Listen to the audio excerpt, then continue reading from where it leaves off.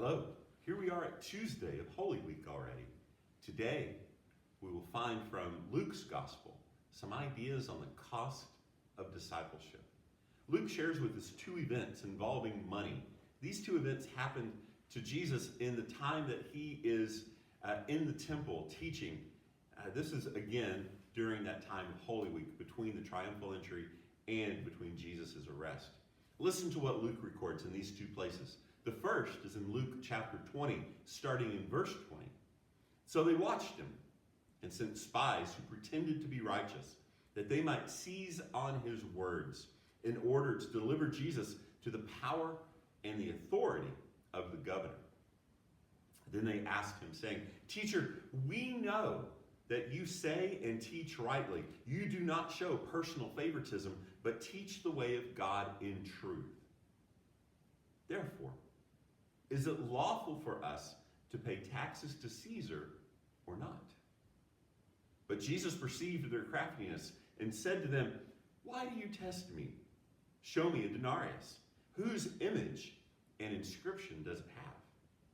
They answered and said, "Caesar's." And Jesus said to them, "Give therefore to Caesar the things which are Caesar's, and give to God the things which are God's." In the following chapter, in Luke chapter 21, verse 1 through 4, we find this little story. And Jesus looked up, and he saw the rich putting their gifts into the temple treasury. And he saw also a certain poor widow putting in 2 mites. So he said, "Truly I say to you that this poor widow has put in more than all the rest. For all of these, out of their abundance, have put in offerings for God, but she, out of her poverty, put in all the livelihood that she had." What do these two stories involving money have to do with Holy Week? Well, we have to realize, first of all, that while Luke uses money to describe something here, he's really getting to a bigger thing than just material wealth. The first encounter that we find where Jesus is trying to be trapped by these temple leaders, it turns out that this is a politically motivated trap. Jesus had enraged these leaders by comparing them to the Jewish leaders of the past who had rejected God's word, which God had given to them through the prophets. Jesus' answer regarding the inscription on the coin cuts through all of the political baggage and forces another question to be asked by Jesus and by these leaders. And that question is this: whose inscription is on our life? Are we stamped with the ways and the cares and the concerns of this world? Are we seeking after what this world offers in its illusion for power? Or have we allowed God to stamp his own image deep upon our lives? Humanity is created in God's image. Therefore, is God's image reflected to others when our lives are put under scrutiny?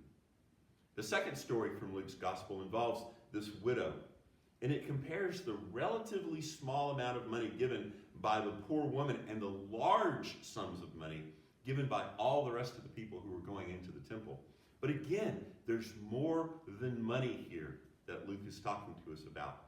What we have is this sense that what is given to God is seen by others. The noise from the large amount of coins given by the rich drew attention to themselves by the people who were standing in the temple.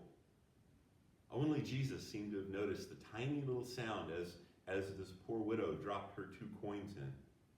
And it's important that Jesus notices the woman and not the amount that she deposits. Jesus' comment still cuts to our hearts today. She put in all that she had. When was the last time we trusted God enough to give God all that we have?